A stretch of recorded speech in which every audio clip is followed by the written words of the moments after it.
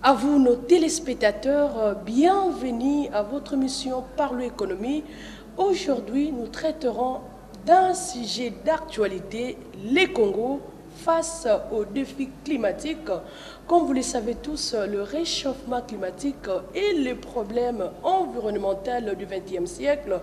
Et d'ailleurs, le pays développé et en voie de développement passe d'accord en accord. Malheureusement, au dernier accord de la COP 21, les États-Unis d'Amérique, n'est-ce pas, s'est retiré. Que faire? La République démocratique du Congo face aux conséquences climatiques et aux coûts élevés, n'est-ce pas, pour la protection de la forêt et de l'écosystème.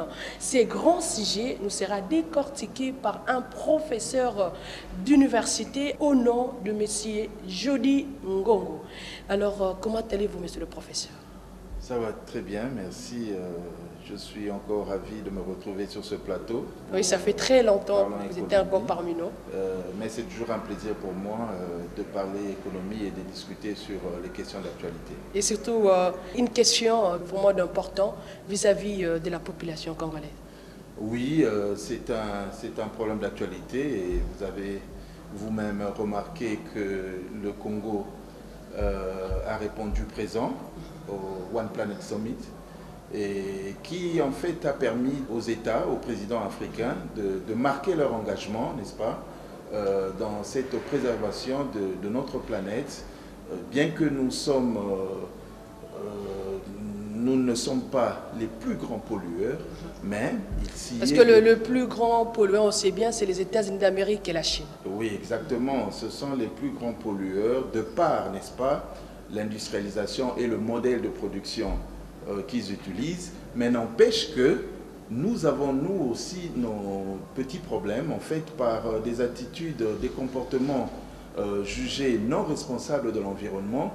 Nous sommes en train de contribuer également à la pollution de l'air et d'ailleurs même l'Organisation mondiale de la santé a déjà relevé, n'est-ce pas, des statistiques qui montrent que la présence des particules dans l'air africain aujourd'hui tue au même titre que la malnutrition. Et souvent, ceux qui sont victimes, c'est souvent les enfants, c'est souvent les mères. Nous allons suivre cette image du président de la République démocratique du Congo, M. Félix Antoine Tshilombo, qui a dit un mot sur la protection de l'écosystème. Suivez. L'Afrique a effectivement besoin de ce développement durable, ces énergies renouvelables, parce qu'en ce moment, la pauvreté est à la base de beaucoup de dégradations. Et je crois qu'il faut, comme vous dites, vous voulez savoir comment y arriver, il faut d'abord un bon plan de lutte contre la pauvreté, mais également beaucoup de pédagogie envers nos populations pour qu'elles comprennent le bien fondé de cette politique. D'abord, il faudrait apprendre, comme je l'ai dit à nos populations, de ne pas déboiser. Et pour cela, j'ai amené d'ailleurs dans ma délégation un jeune entrepreneur congolais qui a réussi à transformer les plantes en charbon de bois, donc à la place évidemment du charbon de bois. Donc il fait de cela une énergie qui pourrait remplacer parfaitement la coupe des bois de la forêt. Alors, quels sont vos avis par rapport au dit du président de la République? Non, je suis tout à fait d'accord avec ce que dit le chef de l'État, son Excellence M. Félix Antoine Tshisekedi. En fait, la pauvreté réellement est à la base, n'est-ce pas, de la dégradation environnementale. Regardez un peu. Si nous sommes des fortes agglomérations avec des populations, quand vous prenez Kinshasa, quand vous prenez le Nigeria, quand vous prenez... Arrêtons-nous simplement à Kinshasa. Mais vous allez remarquer, qu'est-ce qui pollue le plus? Vous avez le transport. Le transport que nous utilisons dans notre ville ou au Congo, ce sont souvent des moyens de transport qui sont déclassés en Occident, avec un système d'échappement sans pot catalytique. Un pot catalytique, c'est quoi? Ce sont des systèmes modernes avec des véhicules assez modernes qui permettent, n'est-ce pas, de transformer les gaz d'échappement comme le monoxyde de carbone, comme le NOx, qui permet les oxydes d'azote, qui permet de les transformer en azote, en dioxyde de carbone et en vapeur, de manière à réduire qu'ils ne sont pas nocifs à la santé. Vous remarquerez d'ailleurs que ce soit les entreprises, que ce soit les particuliers, alors que dans les pays industriels, on parle de bannir le gasoil. Ici, même votre mécanicien vous dira, vous voulez acheter un véhicule, achetez du diesel parce que effectivement ça vous fait des économies. Donc vous voyez déjà, dans l'entendement, dans la compréhension, cette pauvreté nous emmène à adopter, n'est-ce pas, une attitude qui n'est pas un comportement responsable. Voilà. Vous prenez par exemple, qu'est-ce qui se passe avec le déficit d'électricité? Nos mamans, qu'est-ce qu'ils utilisent? Le bois. Si ce n'est pas le bois, c'est le charbon de bois. Et tout cela, des fois il pleut, mais nous sommes obligés de chauffer de l'eau, nous sommes obligés de faire notre cuisson traditionnelle et nous restons avec ces émissions toxiques. Est-ce que le problème c'est au ménage, lorsque l'électricité n'est pas stable et surtout il faudra préparer? Est-ce qu'il faudra condamner tous ces consommateurs-là? Non, mais justement, voilà pourquoi nous sommes en train de dire, lorsque le chef de l'État dit qu'il nous faudra une certaine pédagogie, c'est-à-dire nous devons être en mesure d'éduquer les populations pour comprendre c'est quoi une attitude éco-responsable, c'est quoi un comportement responsable, comment réduire l'empreinte écologique. Et cela demande qu'ils apprennent des nouvelles habitudes, qu'ils prennent des nouvelles habitudes, n'est-ce pas? Quand vous regardez dans plusieurs pays, aujourd'hui, nous avons des substituts au charbon de bois. Vous prenez des études ont démontré que 200 ménages, 200 familles rurales, ils utilisent à peu près 400 jeunes arbres par jour. C'est énorme. Pour leurs besoins de cuisson et de chauffage. C'est énorme. Moi, j'ai vu par exemple à Kampala où on utilise juste les peaux de banane. Ces peaux de banane, il y a une technologie qui permet de former des briquettes qui servent de substitut au charbon. Et exactement, les déchets ménagers, les matières organiques au Sud Kivu, on a mis également en place un système qui permet de les rendre en cendres avec un petit mélange d'amidon ou de manioc. Ils subissent cette procédure de pyrolyse carbonisée. Et ce sont des substituts qui coûtent d'ailleurs moins cher que le carbone. Il n'y a pas d'émissions, n'est-ce pas, nocives.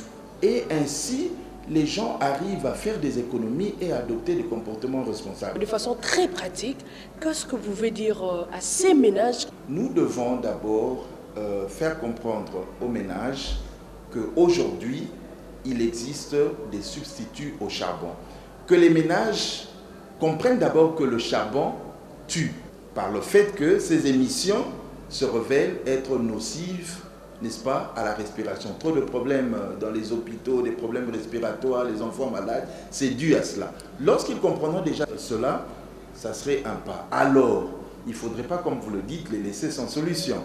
Mais nos opérateurs économiques devraient leur aider à comprendre que il existe aujourd'hui des substituts. Mettre à l'heure, ça j'en appelle également au gouvernement, si les choses s'améliorent déjà dans le physique, pourquoi ne pas ramener cette technologie ici? Où les mamans comprendraient, mais moi j'ai vu déjà dans le marché, j'ai vu dans le marché des substituts au charbon qui ne proviennent pas du bois et qui permet au moment d'utiliser. J'ai vu également à Limité, de plus en plus, vous avez remarqué la tendance, on commence maintenant à recourir au gaz. Je pense que le gaz nous vient de l'Angola et qui est quand même assez moins polluant que tout ce que nous pouvons prendre comme le pétrole lorsque nous avons des coupures d'électricité et d'ailleurs, sans oublier encore les générateurs au gasoil. Et ça pollue les villes. C'est tout ce que les familles, les ménages achètent pour pallier au déficit électrique. Mais à quel coût? Il n'y a pas que le coût monétaire. Le coût environnemental est énorme. Donc les ménages devraient comprendre qu'il existe des substituts. Moi-même qui vous parle, j'ai dû également faire venir une équipe des entrepreneurs chinois qui aujourd'hui produisent des kits solaires, n'est-ce pas, qui vous permet de générer par exemple 3 kW d'électricité pour moins de $1000, qui n'est pas très, très coûteux. Alors si les ménages arrivent à comprendre que avec un kit solaire qui me génère de l'électricité propre, n'est-ce pas, pour $1000, mais j'ai au moins 5 ans où je n'aurai pas des factures, alors les gens comprendront que nous devons orienter nos efforts pour... Voyons tout simplement en termes de Bresse. Oui. Est-ce que ces changements ne vont pas amener une grande partie des gens qui fabriquent réellement ce produit au chômage? Déjà, l'enjeu est majeur, madame. 10 kilos simplement, 10 kilos du bois nous donne à peu près 1 kilo de braise. Donc, imaginez, la fabrication de ces braises-là, à très court terme, va détruire notre poumon, là, quand nous parlons de notre forêt équatoriale ou nous parlons de nos forêts. Donc, il faut maintenant arriver à mesurer le coût. Mais par contre, ces gens-là aujourd'hui qui commercialisent le braise auront beaucoup plus d'opportunités lorsqu'une nouvelle technologie viendra. Parce que ce qui est intéressant, c'est quoi? Quand vous regardez Kenya, Kampala, le Niger, le Nigeria, tous fabriquent avec presque la même technologie des substituts au charbon, mais n'utilisent pas la même matière première. Vous comprenez? Donc déjà, ça nous permettra, nous, chacun d'évaluer quel type de déchets il va utiliser. Et ça favorise l'innovation. Vous savez, il y a aujourd'hui un monsieur qui prend le nom de le Steve Jobs du développement durable. Alors, sa philosophie, c'est quoi? Nous devons apprendre de la nature. La nature devrait nous inspirer. Quand vous regardez les plantes, vous avez déjà vu les excréments des plantes? C'est-à-dire, les plantes aussi ont des excréments. Mais les plantes utilisent ces excréments pour son développement. Et c'est ce qui fait qu'aujourd'hui, les humains ont compris que les excréments ne sont pas simplement des déchets. Nous devons bannir ce terme de déchets vulgaire. Ce que nous appelons déchets est une autre forme de ressource. Donc en ce moment-là, lorsque nous comprenons, ceux qui font aujourd'hui le commerce de braise vont simplement se convertir. Mais à ces points-là, il faudra former les gens, le fabricant de braise, parce qu'ils ne vont pas se substituer à un nouveau modèle sans formation. Je suis d'accord avec vous, ils ont besoin d'une formation, mais c'est ce que nous parlons, cette vulgarisation. C'est cette formation-là. C'est ce que le président parle d'une vulgarisation. Ils ont besoin d'une formation, mais une formation qui portera des fruits. Il y a un coût énorme pour passer du modèle actuel à un modèle vert. Aujourd'hui, on parle déjà du charbon vert. Je ne sais pas, ceux qui nous suivent peut-être le savent. Toutes ces initiatives ont conduit aujourd'hui à ce que nous appelons le charbon vert. Et ce n'est pas nouveau chez nous. Que dire de l'utilisation de papier mouchoir? Tout cela, ça entre dans le compte de ce que nous appelons, les anglo-saxons disent awareness, c'est-à-dire, nous disons vulgarisation. Nous sommes aujourd'hui à un niveau de déficit de connaissances sur le plan de développement durable que nous risquons simplement de rester au niveau des slogans. Le développement durable risque d'être total chimère dans un environnement. Pourquoi? Parce que les gens devraient d'abord comprendre qu'est-ce que cela implique. Lorsque, par exemple, quelqu'un sait que ce papier que j'utilise, n'est-ce pas, de la matière première, c'est le bois. Ou par exemple, il a fallu 10 litres d'eau pour fabriquer cette matière. La personne devient beaucoup plus conséquente dans l'utilisation. Mais on a toujours l'impression que bon, ça ne coûte rien, pour autant que c'est 500 francs, je prends, je jette dans la rue. Non. Par exemple, au niveau des ménages, nous avons donné des exemples. Quels sont les problèmes qui vont conduire les gens à des comportements qui ajoutent l'empreinte écologique? Il y a cette histoire de charbon de bois. Je voudrais parler par exemple de l'initiative du biogaz. J'étais content l'année passée, j'avais suivi le ministre qui était à l'université de Kinshasa. Aujourd'hui, on devait lancer dans la population l'initiative de l'utilisation de biogaz. Mais finalement, j'ai vu que le projet s'est arrêté. Or, dans beaucoup de pays aujourd'hui, il s'est révélé, on a formé les ménages pour comprendre que tous leurs déchets pouvaient leur servir à être transformés en biogaz pour leur cuisson. C'est-à-dire, il a été mis en place un appareil qu'on appelle le biodigesteur. Et la technologie, c'est quoi? C'est simplement vos déchets organiques, vos déchets de tous les jours, dans une cuve où il n'y a pas d'oxygène. Ces déchets-là vont fermenter sous l'action des microbes et après un temps, cette fermentation produit du gaz méthane. Et le gaz méthane raccordé à votre petit réchaud à gaz, vous avez du feu pour la cuisson traditionnelle. Donc vous comprenez que nous avons des substituts, mais la vulgarisation manque. Et nous avons cette technologie. Alors, s'il faudra utiliser de façon économique, rationnelle, un papier mouchoir, quel geste à nos téléspectateurs que nous Ici, les gens doivent comprendre que les papiers, nous devons rentrer à nos systèmes des mouchoirs. N'est-ce pas? Pourquoi? Parce qu'avec un mouchoir, vous pouvez le laver, vous pouvez le réutiliser. C'est toujours plus profitable que nous intégrions dans cette nouvelle dynamique de l'économie. Mais vous savez, un changement presque est toujours difficile. Est-ce qu'il ne sera pas mieux de donner une technique assez rationnelle, assez économique à l'utilisation d'un papier mouchoir? Parce que certaines personnes vous diront, moi je ne saurais pas remplacer directement un papier mouchoir, n'est-ce pas, à une serviette peut-être de corps. Non, c'est-à-dire il y a des décisions pour lesquelles il faut agir pour éviter que la gangrène se répande. Parce qu'après, finalement, ça risque. Il est vrai que c'est difficile, mais il faut agir. Vous avez vu, par exemple, beaucoup de gens ne croyaient pas que l'interdiction des sachets plastiques pourrait avoir un effet. Mais vous avez remarqué que tous les supermarchés sont conformés. Ils sont conformés. C'est pour dire qu'il est vrai, d'un côté, il faut être dur. C'est comme la maman avec l'enfant. La maman sait à quel moment il faut être strict avec l'enfant et la maman sait à quel moment il faut être assez douce pour... Et c'est le cas également pour ce défi climatique. Il existe des comportements pour lesquels nous devons dire non et bannir, même au niveau des entreprises. Moi, je prends des comportements simples que je trouve, que les gens trouvent anodins. Laisser les appareils en veille, n'est-ce pas? Ne pas éteindre la lumière.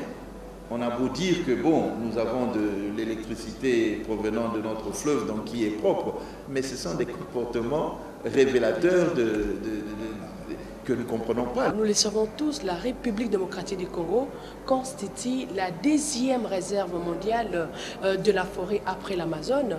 Quelle économie politique pourrons-nous faire de cette position en termes stratégiques? Le gouvernement doit ouvrir les yeux. Nous, aujourd'hui, nous ne devons pas simplement parler de la croissance sans pour autant réfléchir aux conséquences environnementales de cette croissance. Voilà un peu le nœud du problème. Alors, pourquoi je dis que le gouvernement doit être regardant? Vous avez aujourd'hui tous les Chinois, quand vous regardez, qui sont ici dans l'exploitation du bois, n'est-ce pas? Et ces bois-là sont prises comme ça, sans aucune politique. Ni même remplacement. Voilà. Donc vous avez touché le point. C'est-à-dire, une forêt peut être occupée, mais il faut penser au reboisement. Il existe également des moments où l'on peut couper. C'est-à-dire, notre forêt devrait vraiment être intégrée dans une politique environnementale suivie par le ministère de l'Environnement et par l'exécutif. En ce moment-là, nous savons protéger. Lorsqu'on parle de la forêt, il n'y a pas simplement le bois.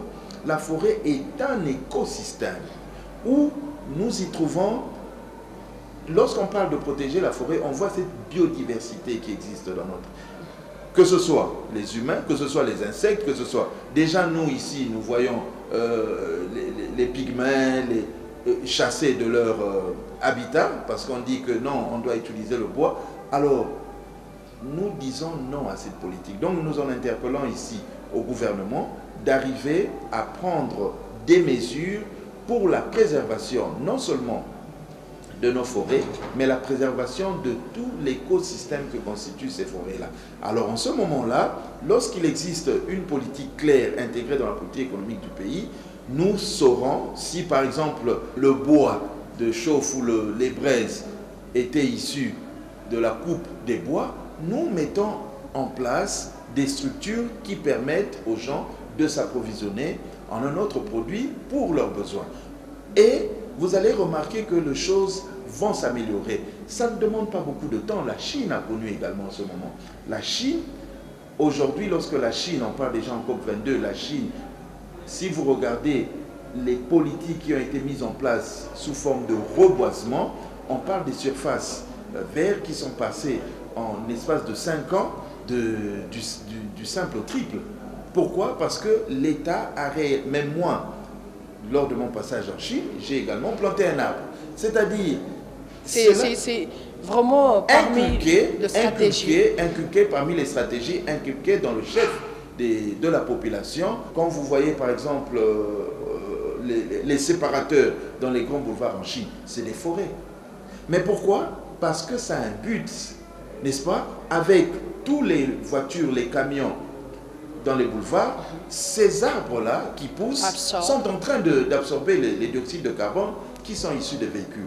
Voilà comment nous pouvons parler d'une synergie des politiques intégrées qui permettent non seulement de préserver l'écosystème, mais de jouer également un rôle dans la réduction nous les savons tous que nous sommes passés d'accord en accord liés aux défis climatiques, mais où en sommes-nous aujourd'hui si on doit parler ou situer la République du Congo ou le monde entier aux défis climatiques? Non, nous sommes nulle part. Moi, sincèrement, il n'y a aucune preuve qui montre que nous avons pris un pas. Nous sommes d'abord très riches en matière d'énergie renouvelable. Il est vrai que nous dirons notre électricité, bien sûr, est issue du fleuve, c'est-à-dire hydroélectrique. Mais le défi climatique est un enjeu parce que notre fleuve est en train de tarir. Lorsque nous parlons du réchauffement, il est vrai que à terme, nous aurons un déficit, ce que nous recevons dans la puissance énergétique que nous recevons de nos cours d'eau. Donc il faudrait également déjà réfléchir à ce que moi j'appelle le mix énergétique congolais. Donc, dans notre politique, on devrait déjà intégrer l'énergie solaire, intégrer le gaz méthane que nous avons, intégrer la géothermie dans toute la partie est qui est volcanique, donc intégrer la biomasse parce que nous sommes également un pays qui génère abondamment de déchets, intégrer toutes ces formes d'énergie renouvelable. En ce moment-là, nous serons peut-être même un modèle en Afrique.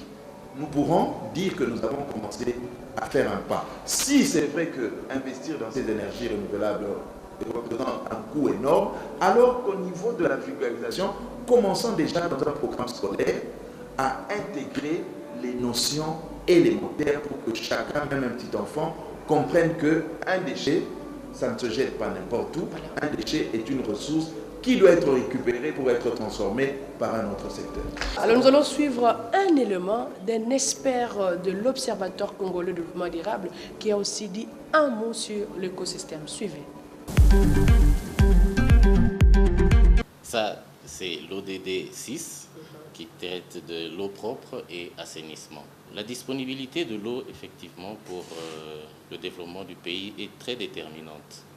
Parce que l'on doit d'abord s'assurer que pour le développement de notre pays, quelle est la quantité d'eau dont nous avons besoin?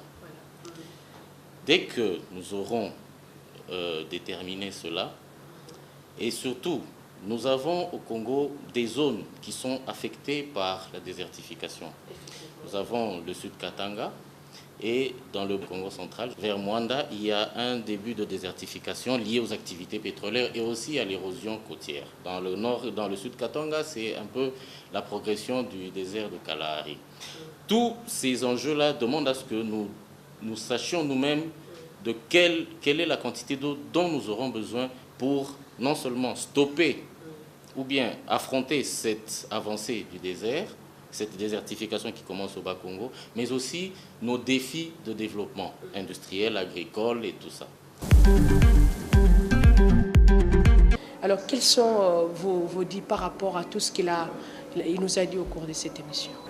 J'aimerais beaucoup plus insister sur les comportements éco-responsables au niveau également des entreprises, parce que nous remarquons de plus en plus dans les entreprises que le défi climatique n'est pas très bien compris. Premièrement, nous savons qu'au niveau des entreprises, beaucoup peut être fait. Tout à l'heure, nous avons parlé de l'utilisation des papiers, mais nous avons également nous voyons souvent dans les réunions ici où nous consommons beaucoup de papier, n'est-ce pas?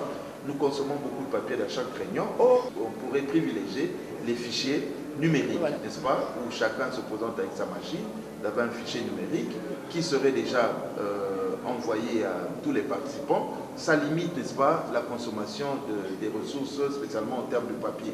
Nous pouvons également favoriser aujourd'hui ce que nous appelons le télétravail, c'est-à-dire nous ne sommes pas obligés de nous déplacer pour aller travailler.